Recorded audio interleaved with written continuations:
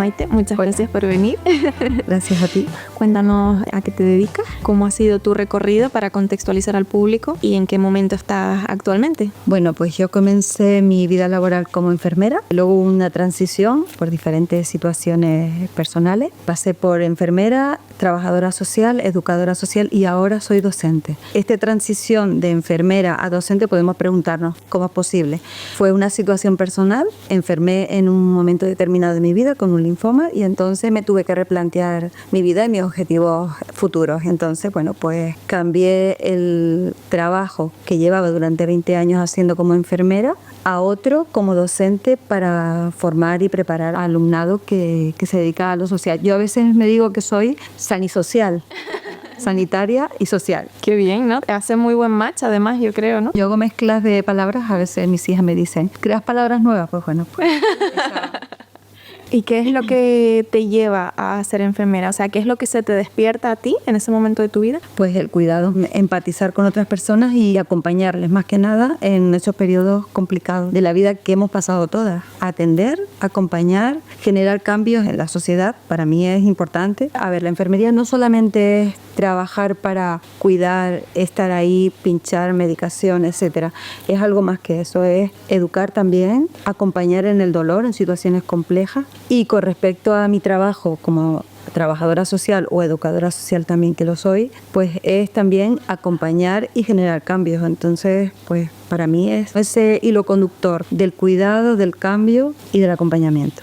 ¿Cómo te llegó esa inspiración o esa llamada para ser enfermera? ¿O en algún momento te llegó esa vocación de la que tanto hablan en la enfermería? La vocación es realmente decir, esto que voy a hacer me llena como persona, me hace crecer como persona, sentirme bien, pero no sentirme bien desde el egoísmo de decir yo me siento bien porque soy no, me siento bien porque acompaño a las personas, porque estoy ahí para ayudarles y porque en algún momento determinado nosotras hemos sido pacientes. Ser paciente, ser enfermera, ser educadora, en algún momento también hemos sido alumnas. Entonces todo eso es ponernos en las dos vertientes y la vocación es justamente eso, estar aquí, pero saber que estoy aquí para generar cambio allí, porque también he estado allí. Me parece interesante eso que comentas porque al final hay pocas veces que se cuenta que puedes haber nacido para varias cosas, ¿no? Cuéntanos un poco cómo has vivido tú eso de repente estoy en la práctica, soy enfermera, a enseñar. Realmente yo desde pequeña tenía mis dotes de docente, o sea, a mí siempre me ha gustado enseñar y yo creo que más que enseñar es ser generosa, ¿no? De dar y dar conocimiento, compartir. Entonces la docencia es eso, la enfermería también es eso. Entonces ahí hay lazos de conexión, para mí bastante potentes, ¿no? De estoy para transmitir, pero no para tener conocimientos de guardármelo yo sola, sino también para ofrecerla y regalarla a las demás personas. Estás en diferentes espacios, pero tus funciones son muy similares, o sea, hay mucha similitud. Y muchas veces percibimos a las enfermeras que las estamos encasillando en este rol de una enfermera es esta profesional que está en el hospital, que está con el trato al paciente, pero oye, es que de repente a lo mejor puede ser que existan muchas más oportunidades para una profesional. Cuando ya estamos en un trabajo que llega a un punto de vicio, quiero decir, vicio me refiero a ya todo lo tengo como una rutina, yo creo que nos debemos de plantear el cambio, de decir, vale, necesito cambio, porque no me está favoreciendo a mí, no me está ayudando a mí, emocionalmente me va hundiendo. Cuando salimos del trabajo decimos, otro día más, qué horror. Ahí tenemos que replantearnos el cambio. Puedo cambiar de planta, puedo cambiar de especialidad, puedo cambiar de turno, puedo generar cambio, pero es replantearnos las cosas. Porque yo creo que debemos de reflexionar, de decir, igual tengo que cambiar. En el caso mío no ha sido así. O sea, en el caso mío ha sido un cambio generado por una situación de salud donde yo me tenía que plantear otro objetivo porque tenía diferentes vocaciones. Entonces digo, pues aquí me tengo que plantear otro objetivo de vida y es cambiar. ¿Por qué? Porque cuando eres paciente también te encuentras a profesionales que no empatizan contigo. Y creo que también formar a esos profesionales para que generen cambio y entiendan y empaticen con las personas usuarias con las que puedes atender o pacientes es importante. Entonces yo ahí... ¿Dirías que haber pasado una época de tu vida siendo paciente te hizo replantearte el enfoque como profesional sanitaria? Sí, porque por un lado, cuando eres paciente, eres vulnerable a muchas situaciones. Cuando entras a un quirófano, ya ni te cuento. Entonces, yo en mi periodo de enfermedad tuve que estar con un tratamiento de quimio Y en ese tiempo yo tenía que hacer algo. O sea, no podía estar pensando todo el rato estoy enferma. Porque cuando piensas todo el rato que estoy enferma, te enfermas más. Claro. Entonces yo ahí me replanteé de, bueno, pues tengo que cambiar mi vida. Aquí tengo que hacer un giro. ¿Qué hago? Me pongo a estudiar. Y me puse a estudiar. Yo intentaba poner mi tratamiento de quimio los viernes para el fin de semana estar fatal, hecha polvo, vomitándome y etcétera. Bueno, mis hijas son testigos de estas situaciones. Y yo luego quería ocupar mi tiempo estudiando, porque me quería formar en otro camino, con otro objetivo de vida, y así lo hice. Y resultó. Es verdad que estaba más cansada, pero tenía mi momento. Además tenía un objetivo claro y una ilusión. Y cuando tienes objetivos claros e ilusiones, las cosas son más fáciles de conseguir. Pues sí. Luego ya por temas de salud, ya sí es verdad que no podía hacer turno rotatorio porque tenía que hacer unas horas de descanso, tenía que tener una rutina de descanso y ya tenía turno fijo de mañana. Y ahí empieza mi segunda etapa, que es la etapa de trabajar en salud mental. Y ya empecé a enfocarme hacia lo que es la atención de las personas usuarias con enfermedad mental. ¿Esto con qué edad fue? Tendría 35 más o menos. Tenemos que nutrirnos de Sí. las cosas. Y el aprendizaje es a lo largo de la vida. O sea, hasta el último momento, ya lo decía Delors, que estudiar es a lo largo de la vida, hasta el último momento, al último suspiro de tu vida, estás aprendiendo.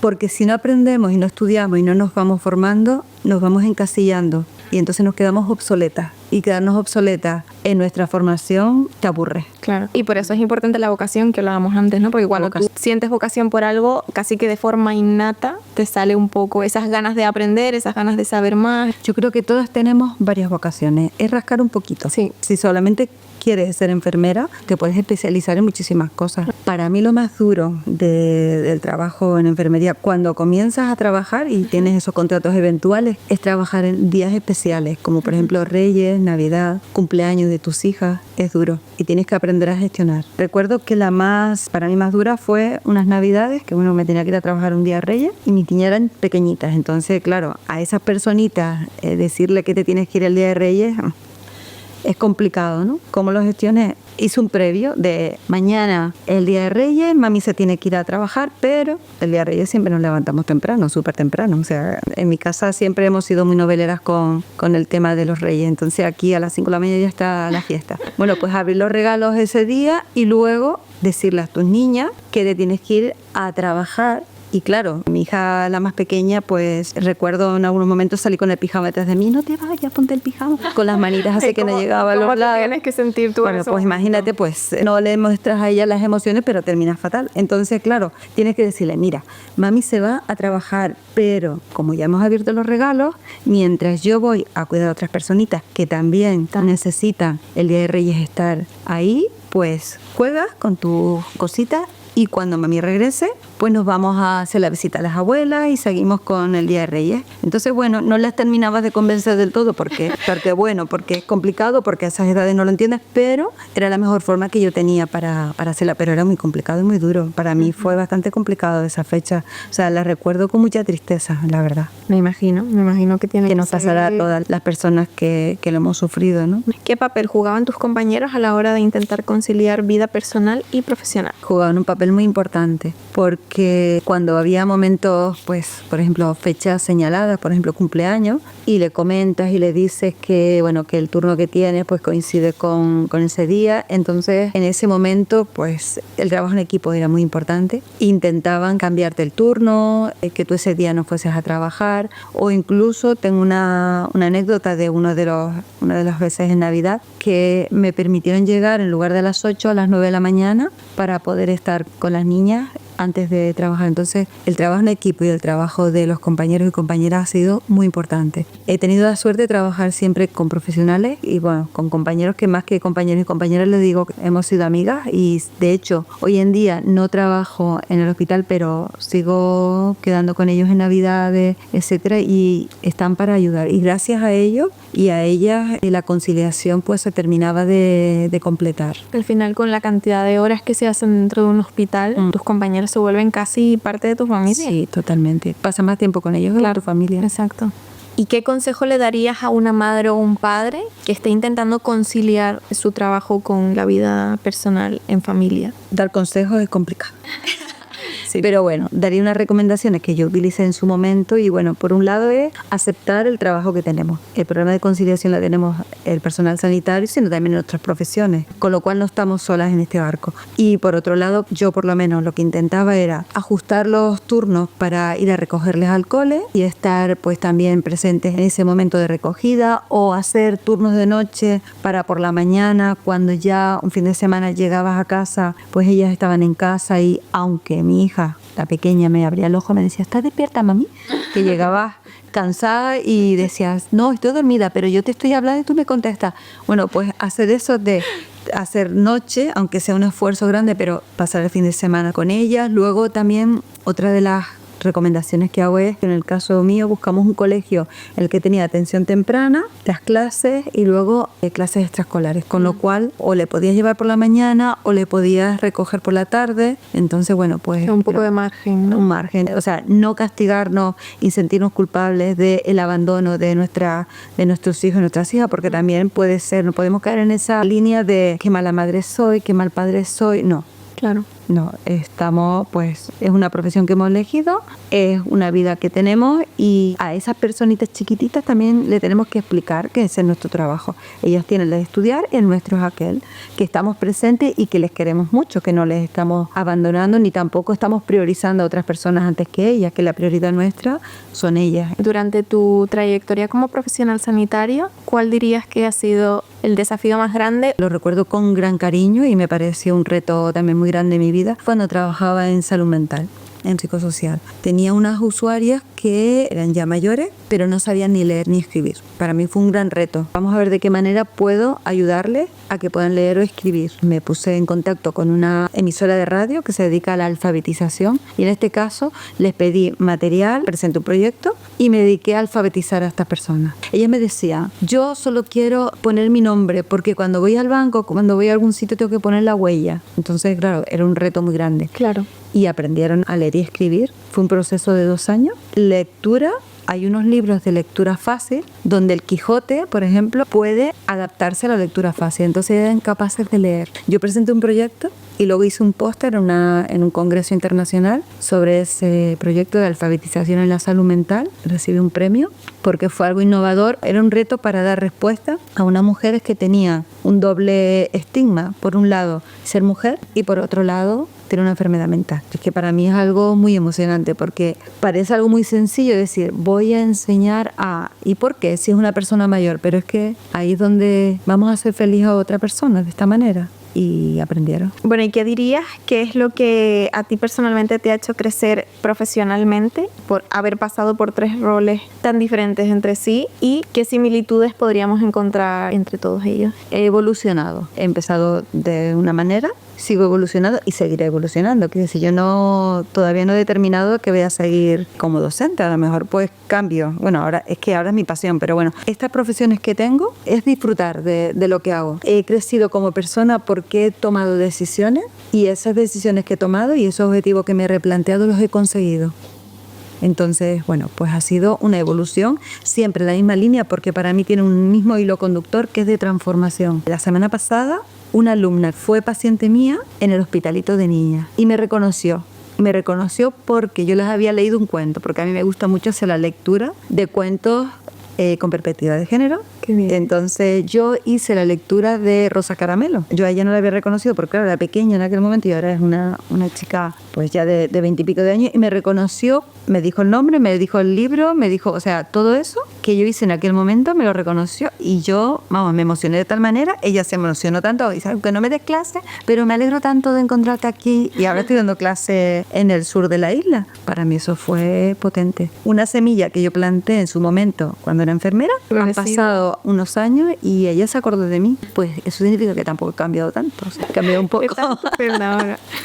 Pero bueno, pero ese hilo conductor de generar cambio en la sociedad, en las personas con las que trabaja y cambiar miradas y ampliar miradas. A mí me gusta mucho ese concepto porque hay muchas veces que se pasa por alto el poder que tiene un comentario o una reflexión que le hagas a una persona, porque tú nunca sabes por qué momento está atravesando la otra persona y puede ser que justamente necesite lo que tú le estás diciendo. Es importante rectificar y pedir disculpas, decir, mira, pues no estaba bien, no te contesté bien, no era mi intención, pero bueno. Y sembrar pequeñas cositas, si todas cambiamos un poquito, las cosas cambian mucho. Exacto, sí. ¿Qué le dirías a las personas que piensan que el trabajo de los sanitarios es como cualquier otro trabajo? ¿Y tú crees que la gente, hablo de sociedad como colectivo general, subestima los sacrificios que hacen los profesionales sanitarios en algunas cosas? Como sanitaria no es una profesión solamente de estar, automatizar el cuidado, o sea, hay muchas cosas más. Debemos de empatizar también con el personal sanitario, porque el personal sanitario también tiene sus emociones, tiene también sus cargas familiares, etcétera, que no se valora. Es cierto que no se valora. Se valoró en su momento cuando estuvimos con el tema de la pandemia, que todo el mundo salía a aplaudir a los balcones, pero eso quedó ahí. Entonces, ¿por qué nos aplaudían en ese momento? Porque necesitábamos del cuidado, porque sabíamos que éramos vulnerables a la enfermedad y a la situación que estábamos viviendo y necesitábamos agradecer. Y ese agradecimiento debería de seguirse extendiendo. Y porque era más visible también, yo creo. Claro, era más visible, estaba en los medios de comunicación y nosotras, pues bueno, hacíamos eso, ¿no? Agradecíamos. Pero es que tenemos que seguir agradeciendo porque un paciente está muy malito, tenemos emociones, entonces entender que estamos ahí y que también tenemos nuestros momentos buenos, nuestros momentos no tan malos, pues hay que entendernos y también valorar, porque a veces no solamente podemos ir a exigir. Exacto. Sino también tenemos que dar, ¿no? Yo creo que el 99% de los profesionales sanitarios de todas las especialidades están ahí porque quieren dar lo mejor de sí y eso hay que valorarlo. Si pudieses elegir una sola cosa que cambiar del sistema sanitario, ¿cuál sería? Aumento de los profesionales. Tener en cuenta las situaciones familiares de cada una de las personas, o sea, personalizaría los turnos dependiendo de cada persona.